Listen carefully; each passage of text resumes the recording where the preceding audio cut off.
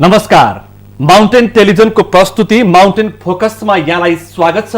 म सुनिल दाहाल। दुईवटा विषय अहिले अत्यन्तै पेचिलो अवस्थामा छ। संविधान संशोधन र स्थानीय तहको निर्वाचन र त्यो सँगसँगै अहिले पछिल्ला दुईवटा विज्ञप्तिको चर्चा निकै बढेको छ। पूर्व राजा ज्ञानेन्द्र शाह र अख्तियारका प्रमुख आयुक्त लोकमान सिंह कार्कीका विज्ञप्तिले अहिले नेपालको मूल राजनीति नै तरङ्गित भएको छ। अस्थिर राजनीतिमा आएका यी दुई विज्ञप्तिले के अर्थ लगाउँछ र नेपालको अब पछिल्लो राजनीति कुन दिशातर्फ मोडिँदैछ भन्ने विषयमा निकै नै टीका टिप्पणी र विश्लेषण भइरहेका छन्। अबको राजनीतिको बाटो कता भन्ने विषय प्रसङ्गमा आज हामी विशेष रूपमा केन्द्रित भएर छलफल गर्छौँ, किनकि संविधान संशोधन र मधेससँग जोडिएका विषय अनि निर्वाचनको सवाल अहिलेको मुख्य एजेन्डा हो। यिनै सेरोफेरोमा आज हामी छलफल गर्छौँ। छलफलमा सहभागी हुनुहुन्छ राजनीतिक विश्लेषक गेजा शर्मा वाग्ले। यहाँलाई स्वागत छ। धन्यवाद। आराम हुनुहुन्छ? ठिक छ, देशलाई भन्दा ठिकै छ। यो देशको मूल राजनीति कतातर्फ उन्मुख छ? तपाईँ के देख्दै हुनुहुन्छ? अहिलेका घटनाक्रमहरूको आधारमा विश्लेषण गर्दा त अन्यलग्रस्त नै देखिन्छ। अन्यल पनि छ, अनिश्चित पनि छ। त्यस हिसाबले हेर्दा चाहिँ अलिक निराशावादी विश्लेषण पनि लाग्न सक्ला। तर पनि घटनाक्रमहरू पनि त्यही पुष्टि गरेका छन्।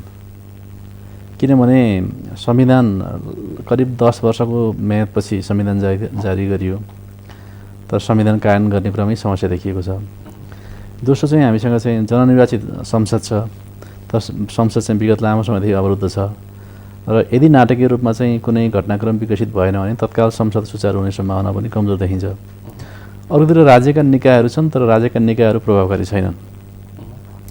यी समग्र सेरोफेरोको आधारमा विश्लेषण गर्ने हो भने संविधान छ, कानुन हुँदैन, संसद छ, संसद अवरुद्ध छ, राज्यका निकायहरू कमजोर छन्, राजनीतिक दलहरू अलोकप्रिय छन् र नेपालको भूराजनीति यति जटिल परिवेशमा छ कि र त्यसमा चाहिँ यस्तो जटिल भूराजनीतिक परिवेशमा अन्तर्राष्ट्रिय समुदाय र विशेष गरी छिमेकीको चासो, यी समग्र परिवेशमा हेर्दा चाहिँ राजनीतिक परिदृश्य अलिक निराशाजनक नै देखिन्छ।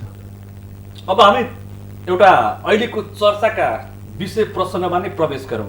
दुईवटा विज्ञप्ति अहिले निकै चर्चामा छ, जसको ती विज्ञप्तिलाई अर्थपूर्ण ढङ्गमा विश्लेषण र टिप्पणी क्रिया प्रतिक्रिया दिने क्रम जारी छ। एउटा पूर्व राजा ज्ञानेन्द्र शाहको राष्ट्रियताको सवालमा, अस्थिर राजनीतिको सवालमा आएको विज्ञप्ति र अर्को अख्तियार दुरुपयोग अनुसन्धानका प्रमुख आयुक्त लोकमान सिंह कार्कीको दलहरूलाई दिएको चेतावनीपूर्ण विज्ञप्ति।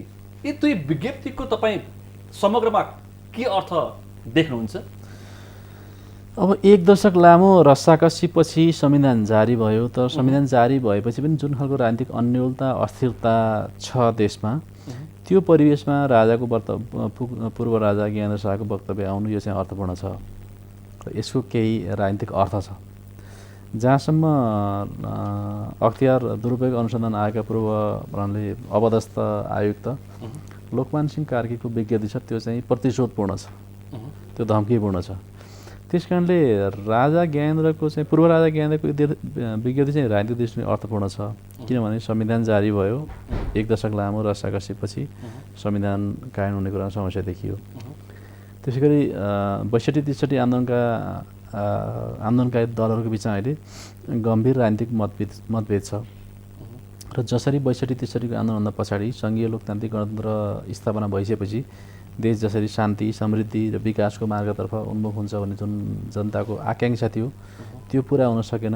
यी समग्र परिवेशमा राजाको विज्ञप्ति आउँदा त्यसले चाहिँ जुन अस्थिरता थियो, अन्योलता थियो र जनतामा चाहिँ निराशा थियो, त्यसले गर्दा चाहिँ केही राजनीतिक तरङ्ग चाहिँ आएको छ। तर पनि मलाई लाग्छ राजनीतिक दलले का शीर्ष नेताहरूले पनि राजाको वक्तव्यप्रति चाहिँ टिप्पणी गरेका छन्। तर त्यो टिप्पणी पनि के हुँदा स्वयंमा आफू अलोकप्रिय, नेतृत्व अलोकप्रिय, सङ्गठन कमजोर र आत्मविश्वास गुमाएको प्रतिबिम्ब मात्रै हो। होइन भने जति बेला 62-63 जनआन्दोलनमा अहिलेका प्रमुख राजनीतिक शक्तिहरू आन्दोलन गरिरहेका थिए, त्यति बेला राजाको प्रत्यक्ष शासन थियो। राजासँग शासन सत्ता थियो, राजासँग चाहिँ सेना थियो, राजासँग चाहिँ राष्ट्रिय केही हदसम्म राष्ट्रिय अन्तर्राष्ट्रिय समर्थन पनि थियो।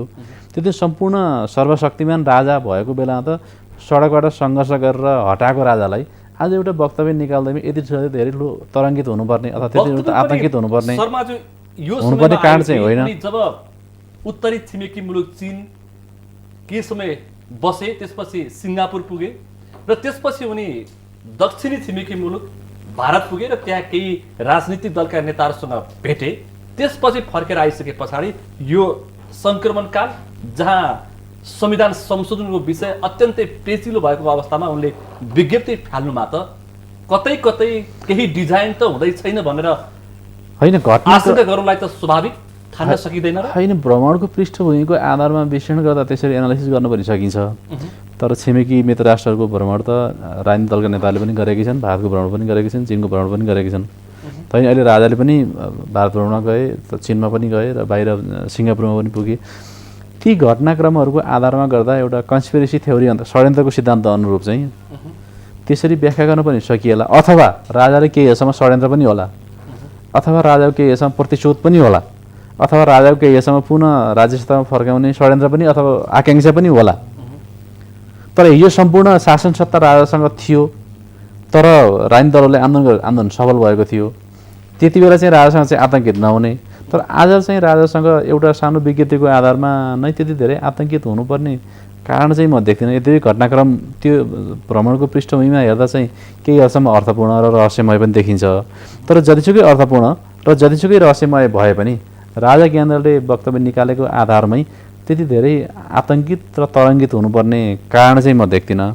तर मैले फेरि पनि भन्छु, यो तरङ्ग र अथवा यो आतङ्क के हो भने चाहिँ यसमा राजनीतिक दलको नेतृत्व कमजोर भयो, राजनीतिक दलहरू कमजोर भए र त्यो कमजोर भएको प्रतिबिम्ब अनि यो राजाको वक्तव्यप्रतिको राजनीतिक दलको प्रतिक्रियात्मक वक्तव्य हो जस्तो। राजनीतिक दलका नेताहरूसँगको चरम निराशा नेपाली जनताको, त्यस पछाडि अहिलेको सङ्क्रमणकाल, यही बिचमा पूर्व राजा ज्ञानेन्द्र शाहले एउटा च्याखे पनि थापेको हुन सक्छ नि, जनताबाट के प्रतिक्रिया आउँछ भनेर यहाँ मिश्रित प्रतिक्रिया पनि आइरहेछ। जो नर्मल नेपाली जनता छन् उनीहरूले कतै कतै ठिक पनि भनिरहेका छन्, कार्यकर्ताहरूले अलिक बढी विरोध गरिरहेछन्। अब यद्यपि पूर्व राजा ज्ञानेन्द्र शाह अत्यन्त अलोकप्रिय मान्छे हुन्, तर पनि उनले चाहिँ ६२-६३को जनआन्दोलनबाट परिवर्तन भएर शासन सत्ता राजनीतिक दललाई हस्तान्तरण गरेपछि उनले चाहिँ प्रतिक्रान्तिलाई सहयोग हुने गरी कुनै खालका गतिविधि खासै गरेको देखिँदैन।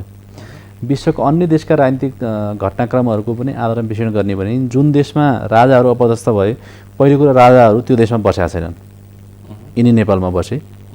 र जुन देशमा अथवा राजाहरू विदेशमा गएपछि पनि फेरि शासन सत्ता हत्याउने दृष्टिकोणले चाहिँ विभिन्न देशका विभिन्न कालखण्डमा राजाले षड्यन्त्र गरेको देखिन्छ र कतिपय राजाहरू पुनः शासनमा फर्किन पनि सफल भए, तर कतिपय चाहिँ असफल भए।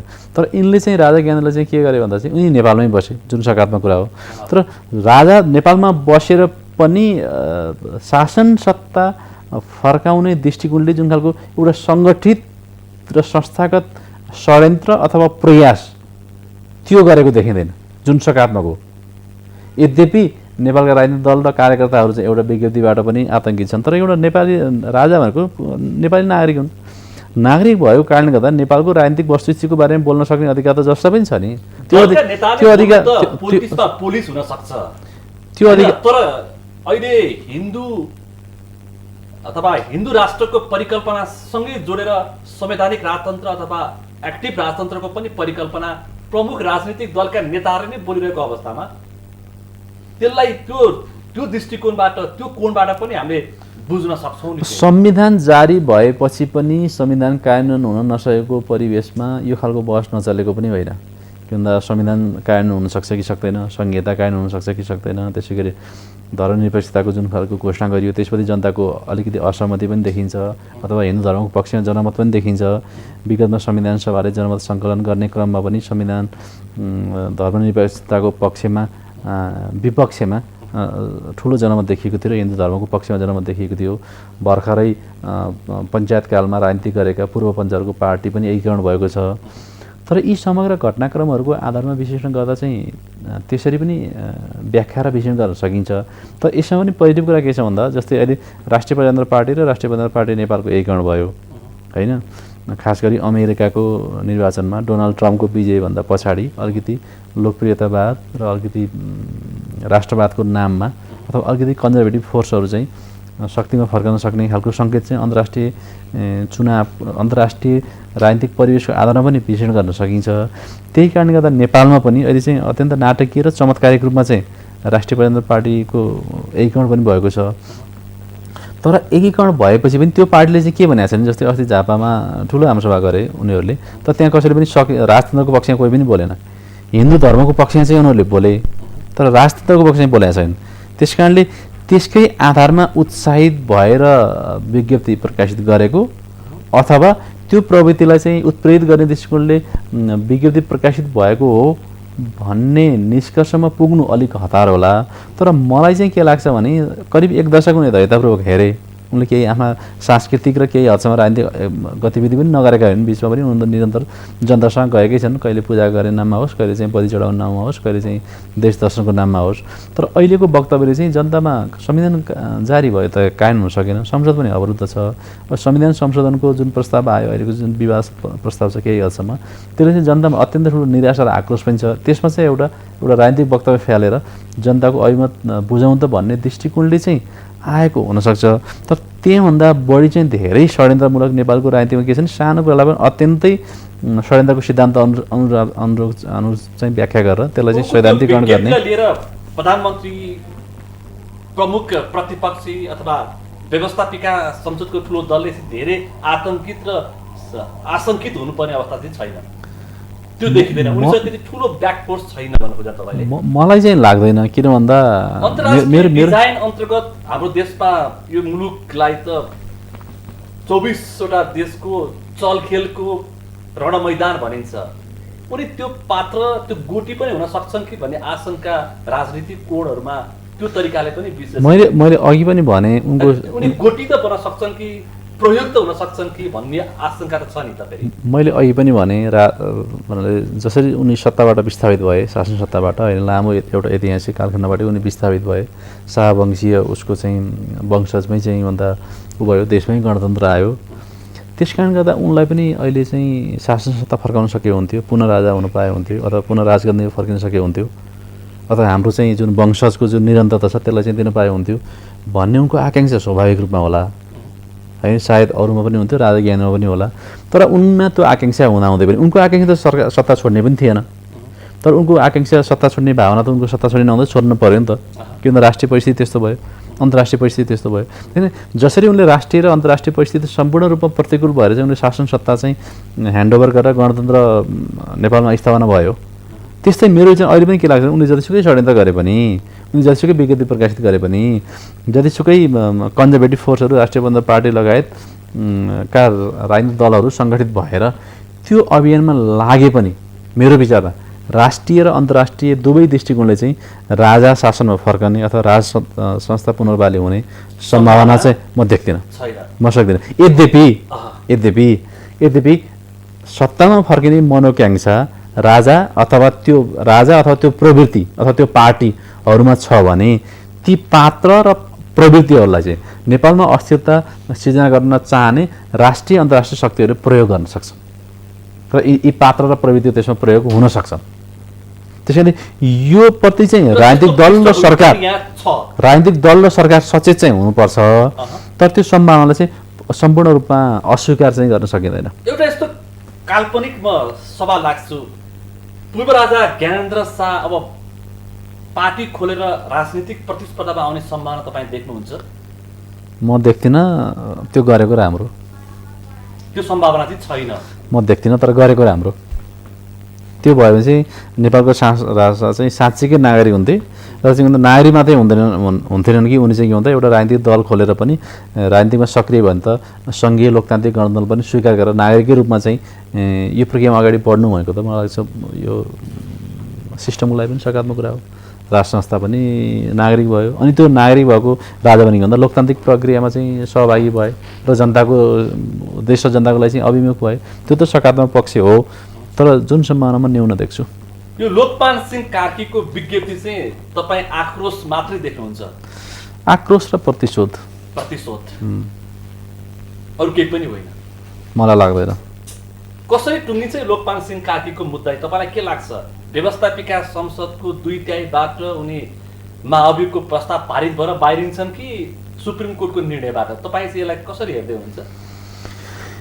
अहिलेसम्मको घटनाक्रमको आधारमा हेर्ने हो भने चाहिँ यिनी प्रक्रिया मलाई मेरो विचारमा उनी बाहिरिने चाहिँ निश्चित छ।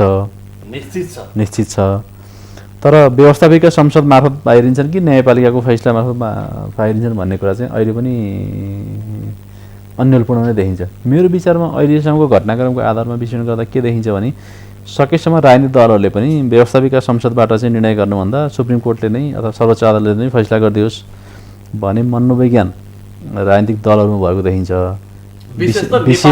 विशेष गरी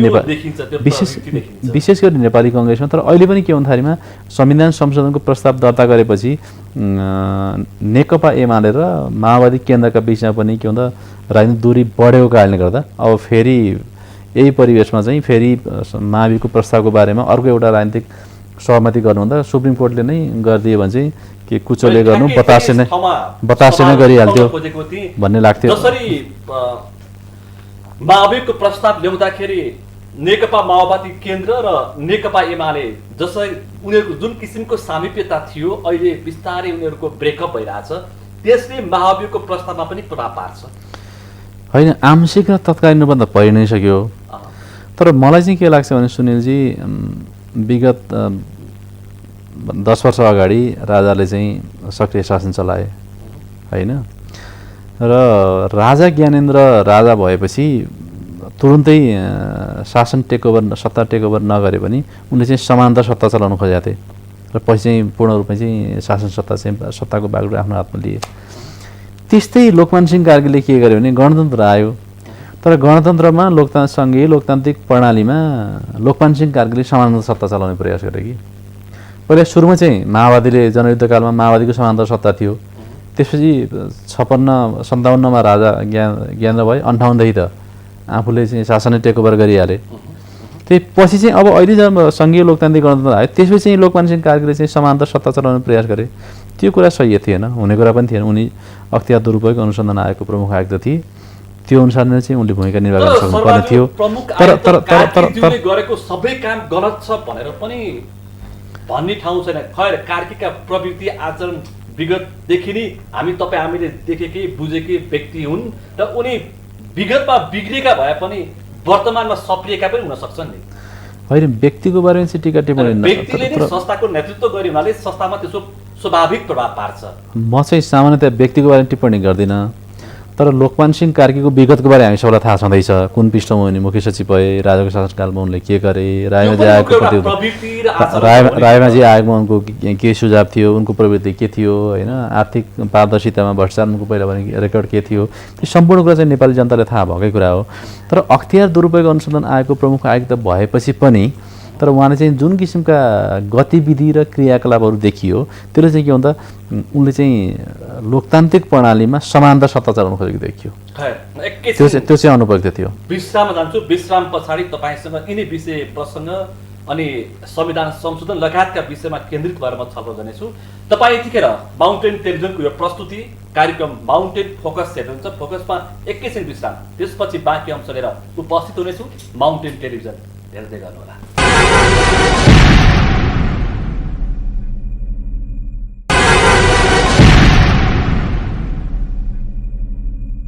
यहाँलाई पुनः स्वागत छ। तपाईँ यतिखेर माउन्टेन टेलिभिजनको प्रस्तुति माउन्टेन फोकस हेर्दै हुन्छ। फोकसमा हामी समसामयिक राजनीतिक घटनाक्रम, पूर्व राजा ज्ञानेन्द्र शाहको विज्ञप्ति, संविधान संशोधन, स्थानीय तहको निर्वाचन, प्रतिपक्षको भूमिका र मधेसी नेताहरूको अथवा मधेसी मोर्चाको माग र संविधान संशोधनको विषय वस्तुमा केन्द्रित भएर हामी छलफल गरिरहेका छौँ।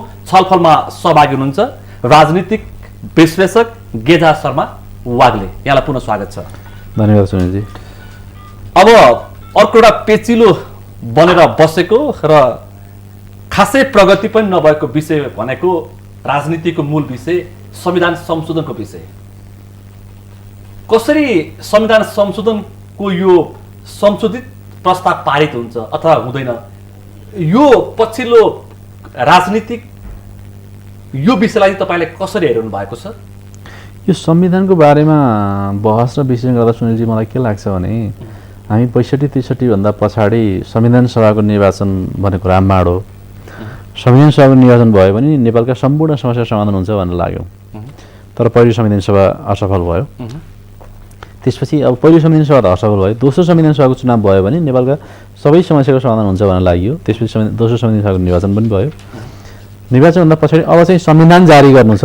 संविधान मात्रै जारी भयो भने सबै अहिले जति पनि समस्या छन् नेपालमा त्यो संविधान जारी नभएको कारण त समस्या भएको थियो। अब संविधान जारी भयो भने नेपालका सम्पूर्ण समस्या समाधान हुन्छ भन्ने एउटा नेपाली राजनीतिको पपुलर न्यारेटिभ त्यो थियो। तर संविधान पनि जारी भयो। तर संविधान जारी भएपछि के समस्या भयो भने यो चाहिँ हामी संविधान जारी भए नेपालका सबै समस्याको समाधान हुन्छ भनेर हामीले तर्क गरिरहेका थियौँ, बहस गरिरहेका थियौँ, विवाद गरिरहेका थियौँ। तर संविधान जारी भएपछि के भन्दाखेरिमा संविधान कानुनको समस्या देखियो। अब अहिले हामी फेरि के बहस गरिरहेका छौँ भन्दा यो संविधानको कार्यान्वयनमा अहिलेको आवश्यकता भनेको संविधानको कार्यान्वयन हो। संविधान कार्यान्वयन गर्नलाई चाहिँ संविधान संशोधन गर्न जरुरी छ। अब यो संविधान संशोधन भयो भने नेपालका सबै समस्याहरूको समाधान हुन्छ भन्ने दृष्टिकोणले हामीले जसरी बहस गरिरहेका छौँ नि, भने 62-63 देखि आजका घडीसम्म यो मितिसम्म यो हामी के भन्दा नेपालको राजनीतिक न्यारेटिभ्स नै के भन्दा यो सुपरफिसियल भयो कि हामीले सबै कुरालाई लगेर केवल संविधानमा जोड्यौँ।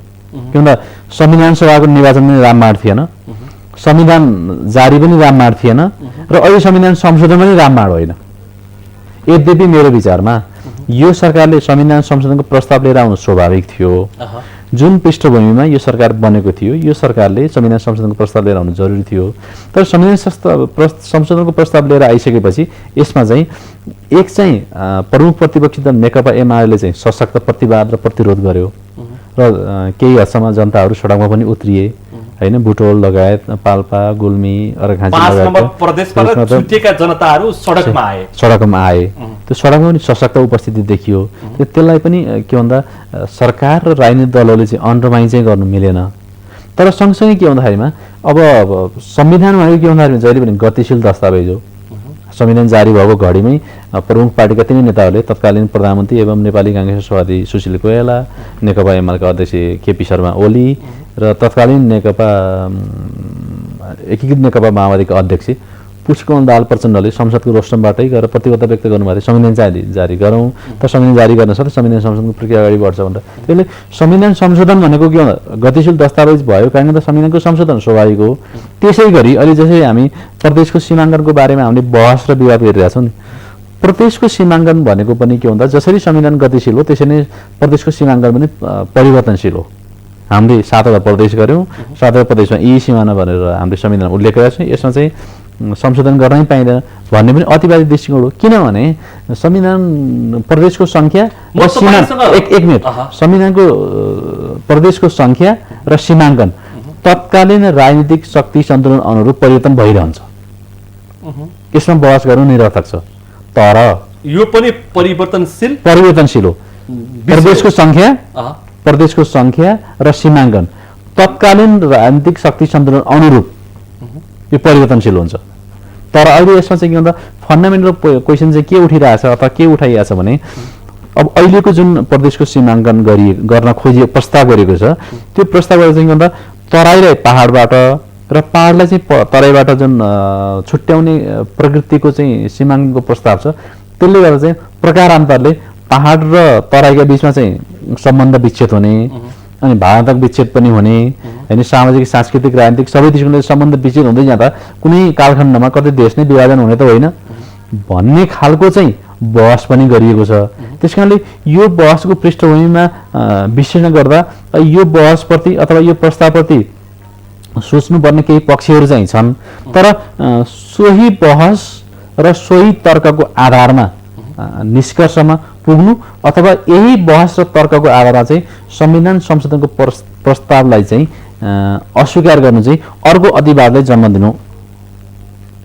यही संविधान संशोधनको विषयसँगै अब त संविधानको संघीय जुन संविधानको मूल मुटु भनेर भनिने संघीयता नै आवश्यक छ या छैन भन्ने विषयमा पो अब बहस प्रारम्भ भएको छ। त्यसबाट प्रमुख राजनीतिक दलका शीर्ष नेताहरू नि बोल्दै हुनुहुन्छ। यो बीचमा प्रतिपक्ष नेकपा एमालेका अध्यक्षले नि बोल्नुभयो कि संघीयता हामीले चाहेका थिएनौँ, आयो, स्वीकार्यौँ, नचाहन पनि सक्छौँ भन्नुभयो। अब यो संघीयता आवश्यकता छ कि छैन भनेर बहस गर्ने समय सायद अहिले होइन। तर प्रमुख प्रतिपक्षी दलले उठाएको यो सवाललाई त फेरि म त्यसमा आउँदैछु। यो बहस हामीले संविधान घोषणा गर्नुभन्दा अगाडि गर्नुपर्ने हुन्थ्यो।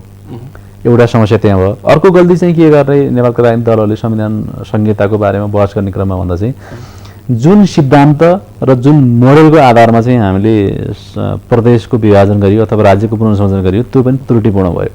पहिलो संविधान सभामा सामर्थ्य र पहिचानको आधारमा भन्दा दुईटा मापदण्ड बनाइयो। दोस्रो संविधान सभाको निर्वाचनले पनि केही हदसम्म सामर्थ्य र केही हदसम्म चाहिँ पहिचानलाई चाहिँ का आधारमा सङ्घीयकरण गर्न खोजेको देखिन्छ। तर यसमा चाहिँ के भन्दा फन्डामेन्टल डिफरेन्सेस अथवा प्रब्लम चाहिँ के भयो भन्दा चाहिँ मैले अगाडि पनि भने जुन हिमाल जसरी बनेको छ नि, हिमाल पहाड र तराई, हिमाल पहाड र तराईका बिचमा राजनीतिक अथवा प्रशासनिक विभाजन गर्दा अथवा प्रदेशको विभाजन गर्दा नेपालको राष्ट्रिय एकता, भौगोलिक अखण्डता अझ सुदृढ हुन्छ भन्ने एउटा एङ्गलबाट चाहिँ बहस गरिएको छ होइन। अर्को चाहिँ के भन्दा चाहिँ अब अहिलेको युग भनेको पहिचानको युग हो होइन। चाहिँ पहिचान र धार्मिक, सामाजिक, सांस्कृतिक परिवेशको आधारमा चाहिँ राज्यको पुनर्संरचना गरियो भने यसले अझ नेपालको एकीकरणलाई चाहिँ सुरक्षित गर्छ अथवा नेपालको अझ राष्ट्रिय एकता र भौगोलिक अखण्डतालाई चाहिँ सुरक्षित गर्छ भन्ने दुईटा एङ्गलको बहस छ होइन। अब अहिलेको बहसबाट के देखियो भन्दा चाहिँ कतै नेपालको संघीयताको प्रस्ताव नै खराब थियो कि अथवा कतै यो संघीयकरणको नाममा नेपाल विखण्डनमा जान्छ कि भन्ने आशंका त्यो तपाईको शीर्ष नेतादेखि सामान्य नागरिकसम्म छ। त्यसकारणले त्यो शीर्ष नेतादेखि सामान्य नागरिकमा भएको आशंका को बाँडी चाहिँ नेकपा एमालेका अध्यक्षले दिन खोजेको देखिन्छ। त्यसकारणले उहाँले चाहिँ केही दिन अगाडि भन्नुभयो अब हामी त संहिताको बारेमा त विभिन्न खालका दृष्टिमा विगतमा आएका हुन् त अहिले चाहिँ के भन्दा 5 विकास क्षेत्रमा नै के अरे 5वटा प्रदेश बनाऊ त्यसको अगाडि जाउँ होइन भने चाहिँ यो संघीयताको बहसले नेपालको राष्ट्रियता कमजोर हुने भयो, भौगोलिक अखण्डता चाहिँ खण्डित पनि हुन सक्ने भयो, देश विखण्डनमा जान पनि सक्ने भयो, समाज अनावश्यक ध्रुवीकरण सिर्जना भएको छ, अहिले नै समाज एक खालको चाहिँ विखण्डनको बिगारोबाट चाहिँ भइ नै सकेको छ भन्ने खालको जुन खालका आशंकापूर्ण अभिव्यक्तिहरू त्यो नेतादेखि कार्यकर्तासम्म आएका छन्।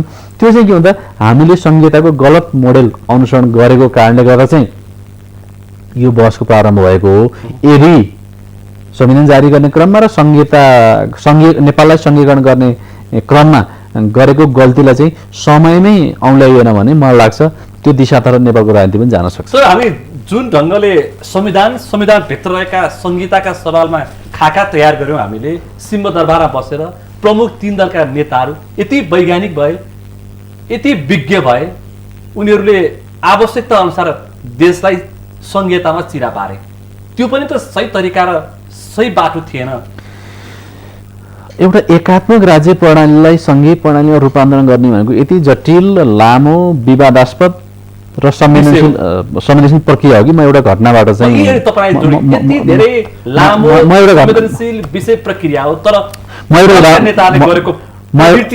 म एउटा उदाहरण दिन चाहन्छु। युरोपमा पनि बेल्जियम पनि समृद्ध, लोकतान्त्रिक र विकसित देश। त्यो देशलाई पूर्ण रूपमा संघीयकरण गर्नका लागि करिब 16 वर्ष लाग्यो। युरोपमा पनि बेल्जियम पनि लोकतान्त्रिक दृष्टिकोणले समृद्ध राष्ट्र होइन, विकसित राष्ट्र। त्यो देशलाई त 16 वर्ष लाग्यो, त्यो पनि विवादरहित रहेन। भनेपछि त हामी त के भन्दा नेपालको भू राजनीति हेरौँ, चीन र भारतको बिचमा छौँ, हामी अविकसित छौँ। विगत 1 दशकसम्म हामीसँग माओवादी नेतृत्व भएको द्वन्द्वकाल थियो। त्यसै 1 दशक चाहिँ हाम्रो के भन्दा करिब सङ्क्रमण कालमा गयौँ, बल्ल बल्ल संविधान जारी गरेका छौँ र नेपालको राज्यको पुनर्संरचनाले नेपालमा मात्रै असर गर्दैन कि छिमेकीहरूलाई समेत असर पर्छ। छिमेकी सहित नेपालमा चाहिँ गहिरो चासो छ र गहन सामरिक स्वार्थ पनि छ र दुवै छिमेकीको नेपालमा के भन्दा रणनीतिक दृष्टिकोणले दीर्घकालीन स्वार्थ पनि छ उनीहरूको। त्यसैले यति जटिल परिवेशमा नेपालको एकात्मक शासन प्रणालीबाट संघीय प्रणालीमा रूपान्तरण गर्ने प्रक्रिया सहज थिएन, सरल थिएन, विवादरहित थिएन, अत्यन्त संवेदनशील थियो, अत्यन्त जटिल थियो। तर यो वास्तविकतालाई नेपालका राजनीतिक दलहरूले आत्मसात गरेनन्। यो वास्तविकतालाई आत्मसात नगरिकन दलीय स्वार्थको आधारमा अथवा सर्टेन राजनीतिक दलभित्रका पनि केही नेताहरूको स्वार्थको आधारमा नेपालको भू राजनीतिक वास्तविकतालाई सम्बोधन नगरिकन जनताको भावनालाई चाहिँ सम्मान नगरिकन जसरी संहिताको बारेमा निर्णय गरियो नि त्यसले गर्दा अहिले समस्या सिर्जना भइसकेको छ। यदि यी वास्तविकतालाई अब पनि उहाँले सम्बोधन गर्न सक्नु भएन भविष्यमा अरू जटिल हुनसक्छ र जटिल यदि त्यो जटिलता बढ्दै गयो भने त्यसबाट फेरि के भन्दा ब्याक ट्र्याक संहिताबाटै ब्याक ट्र्याक गर्न सक्ने अवस्था पनि आउन सक्छ। खतरा भन्दा नि अवस्था पनि आउन सक्छ।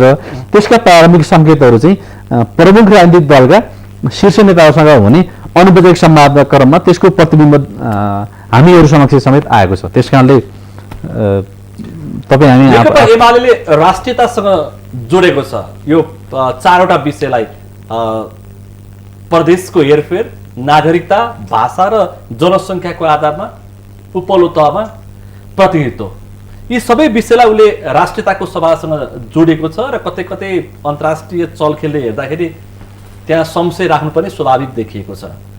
तपाईँलाई यो संशोधनका लागि संविधान सभामा राखिएका यी चारवटा विषय, व्यवस्थापिका संसदमा राखिएको चारवटा विषय, तपाईँलाई यो चारवटा विषय जुन ढङ्गले प्रस्तुत गरिएको छ त्यसले अहिलेको मधेसी मोर्चा यावत जुन समस्या छन्, असन्तुष्ट पक्षहरू भनेका छन्, तिनीहरूको माग सम्बोधन गर्छ स्थायी रूपमा?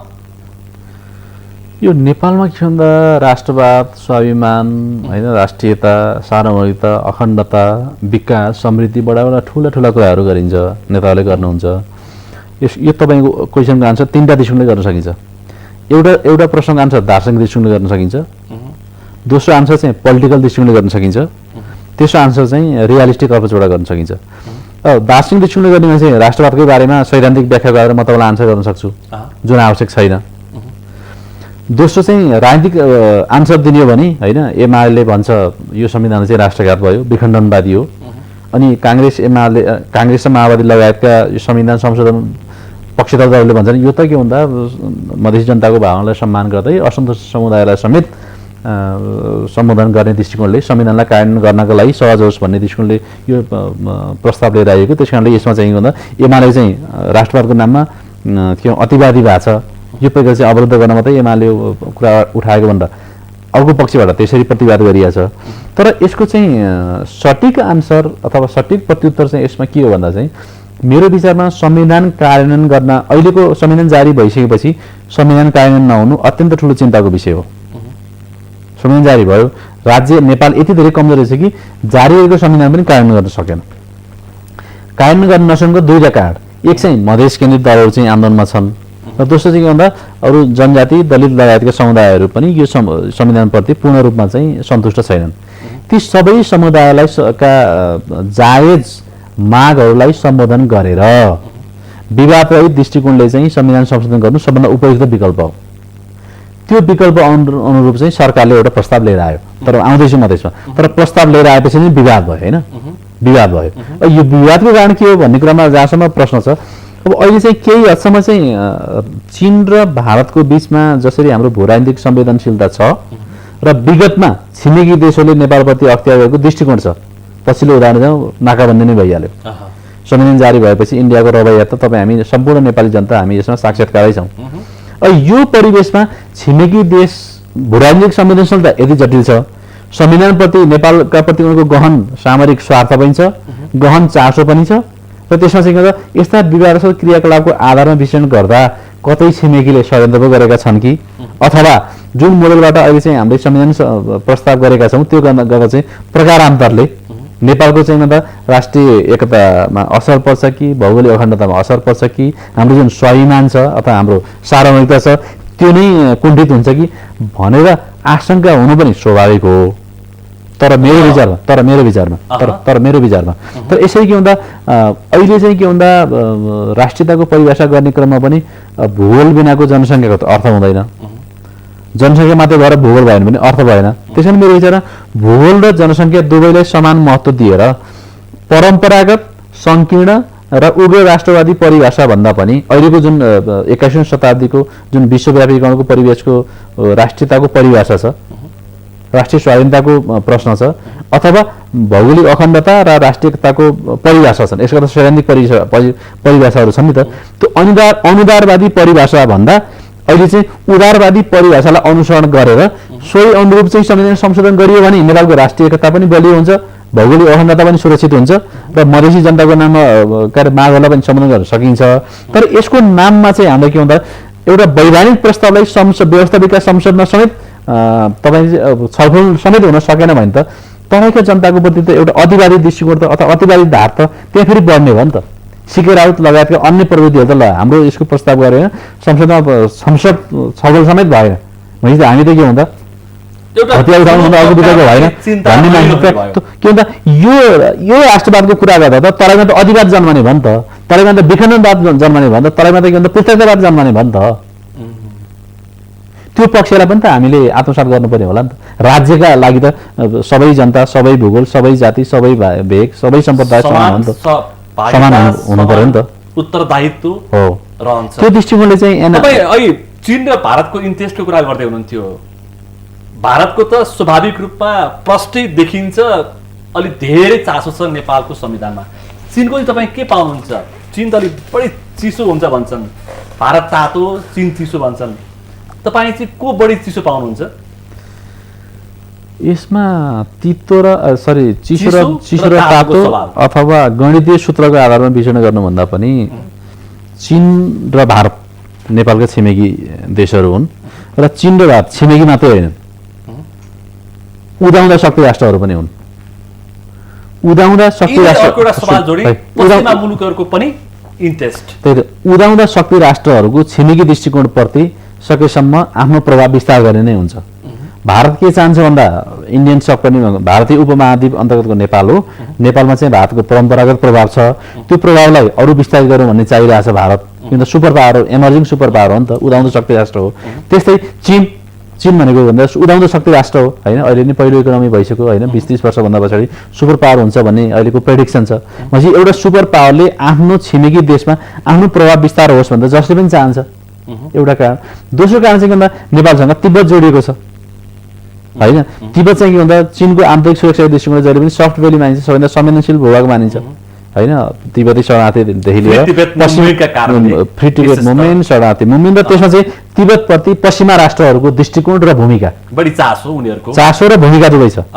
त्यो चासो र भूमिका दुवै भएको कारणले यदि नेपालको राज्यको पुनर्संरचना गर्दा हिमाल केन्द्रित के अरे प्रदेश मात्रै बन्ने, त्यो प्रदेश चाहिँ आर्थिक दृष्टिकोणले चाहिँ पछाडि पर्ने, अविकसित हुने र ती प्रदेशमा चाहिँ आर्थिक विकासको नाममा पश्चिमा राष्ट्रहरूले लगानी गरेर त्यो मार्फत चाहिँ के भन्दा तिब्बत निकट हिमाली प्रदेशहरूमा चाहिँ उनीहरूले आफ्नो चलखेल बढी गरेर त्यसमा चाहिँ प्रभाव पार्न खोज्यो भने त त्यो त चीनका लागि सही हुँदैन। त्यसकारण उनीहरूको स्वाभाविक त्यसकारणले अब भारतसँग खुला सिमाना छ होइन, भारतको प्रत्यक्ष प्रभाव नेपालमा पर्छ, नेपालको प्रत्यक्ष प्रभाव भारतमा पर्छ। हामी त स्टेक होल्डर हौँ, चीन पनि स्टेक होल्डर हो, नेपाल पनि स्टेक होल्डर हो, भारत पनि स्टेक होल्डर हो, नेपाल पनि स्टेक होल्डर। त्यसैले यी दुवै देशको गहन सुरक्षा चासो पनि छ, स्वार्थ पनि छ।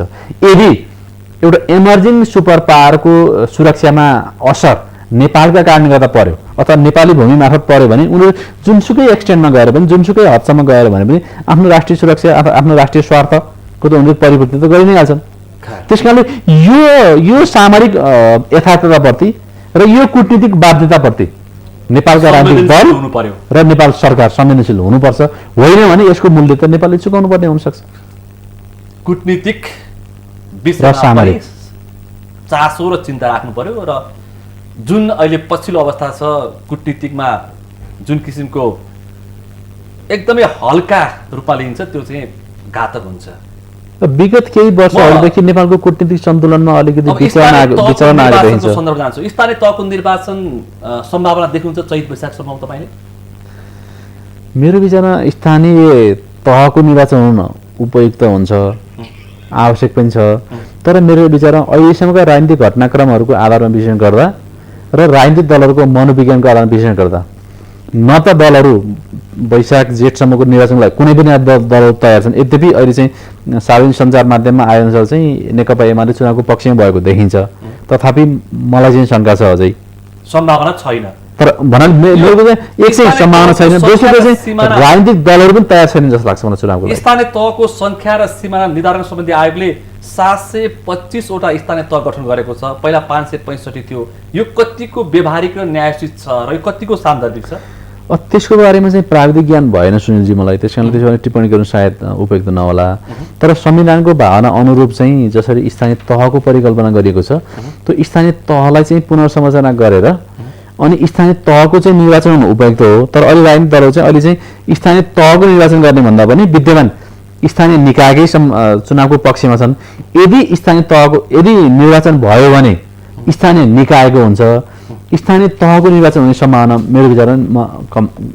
अन्तिममा तपाईँलाई एउटा सवाल राख्छु। नेपाली कङ्ग्रेस र नेकपा माओवादी केन्द्र र त्यसका अध्यक्ष पुष्पकमल दाहाल प्रचण्डले नेतृत्व गरेको सरकारले अहिलेका यावत समस्या हल गर्न सक्छ कि अर्को सरकार कुर्नुपर्छ? मलाई लाग्छ यो त आवधिक सरकार हो क्यारे, करिब 9 महिनाको लागि भनेर सैद्धान्तिक सहमति अनुसार बनेको सरकार हो। कति 5-6 महिना त भइ नै सक्यो, अब 4-5 महिना बाँकी होला। यो 4-5 महिनाकै बिचमा यति जटिल समस्याहरूको समाधान हुन्छ जस्तो मलाई लाग्दैन। यो सरकारले त सक्दैन, अर्को बन्ने सरकारले पनि सक्छ जस्तो मलाई लाग्दैन। त्यस कारणले यति धेरै जटिलहरू छन् कि त्यो 6 महिनामा बन्ने सरकारले अथवा 2 वर्षमा बन्ने सरकारले यदि सम्पूर्ण समस्याहरूको समाधान गर्छन् भनेर अपेक्षा गर्नु पनि सायद रियलिस्टिक नहोला। यद्यपि त्यो दिशातर्फ उन्मुख भए पनि सकारात्मक हुन्थ्यो। तर कतिपय समय र सन्दर्भका सरकारका निर्णय र यसका प्रधानमन्त्री र मन्त्रीहरूको सार्वजनिक अभिव्यक्तिको आधारमा विश्लेषण गर्ने हो भने उक्त दिशातर्फ उन्मुख छन् जस्तो पनि लाग्दैन, जुन दुःखद कुरा हो। हस्त आफ्नो महत्त्वपूर्ण समय र समाजको लागि आभार व्यक्त गर्न चाहन्छु। धन्यवाद सुनिलजी। आज हामीले विशेष त पूर्व राजा ज्ञानेन्द्र शाहको पछिल्लो अभिव्यक्ति, संविधान संशोधन, स्थानीय तहको निर्वाचन लगायत पछिल्ला राजनीतिक घटनाक्रममा केन्द्रित भएर छलफल गऱ्यौँ। छलफलमा सहभागी हुनुहुन्थ्यो राजनीतिक विश्लेषक गेजा शर्मा उवागले। आजको विषय प्रसङ्ग यति नै। भोलि अर्को व्यक्ति र विषयका साथ कार्यक्रम माउन्टेन फोकस ल्याउने बाचा गर्दै म सुनिल दाहाल पनि बिदा चाहन्छु। माउन्टेन टेलिभिजन हेर्दै गर्नुहोला। नमस्ते।